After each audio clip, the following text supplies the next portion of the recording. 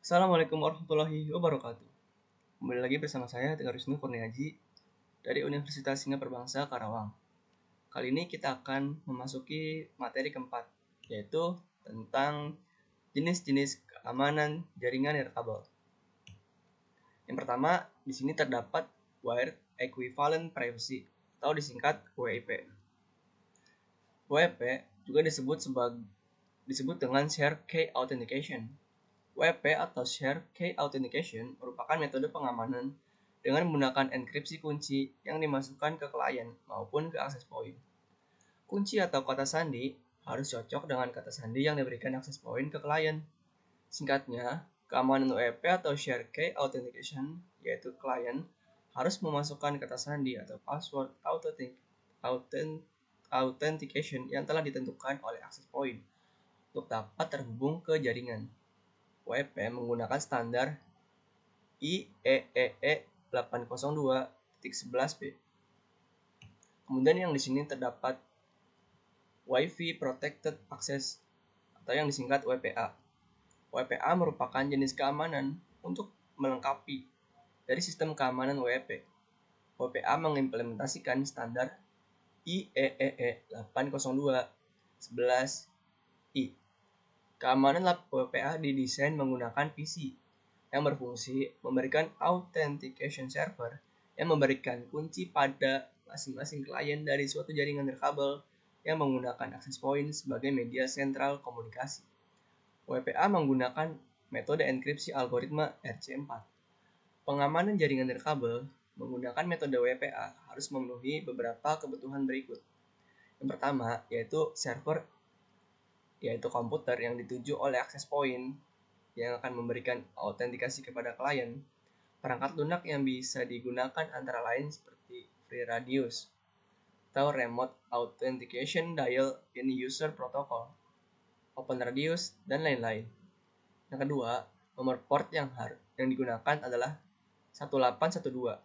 Dan yang terakhir, share script adalah kunci yang akan dibagikan ke komputer klien secara transparan.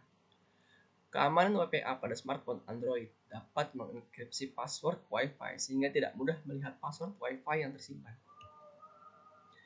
Kemudian yang kelebihan metode keamanan WPA yaitu WPA meningkatkan enkripsi data dengan teknik Temporal Key Integrity atau disingkat TKIP dengan menggunakan enkripsi RC4.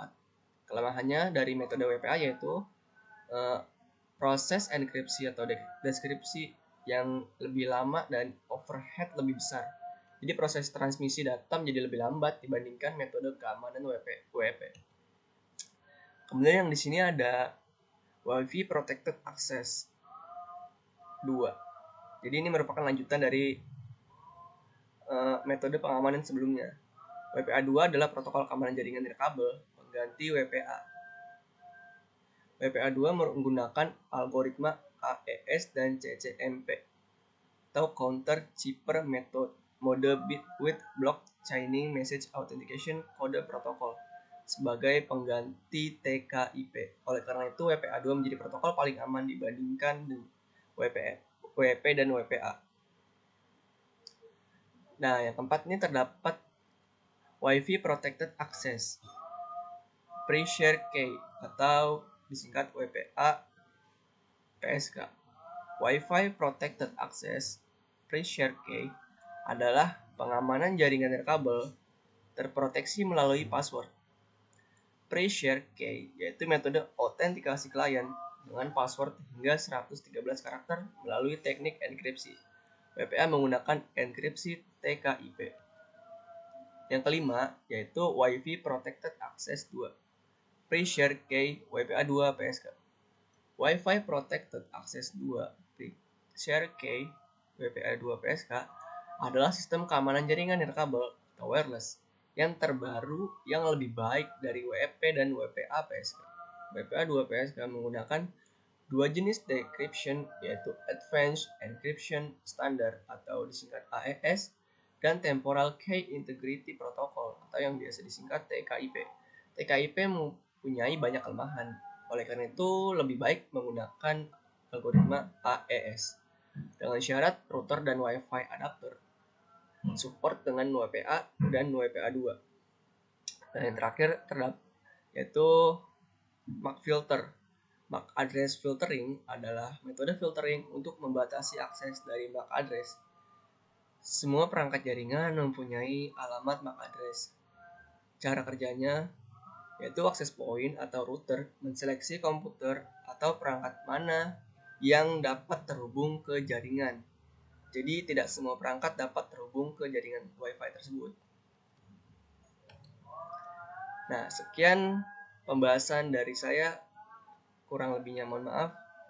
Assalamualaikum warahmatullahi wabarakatuh.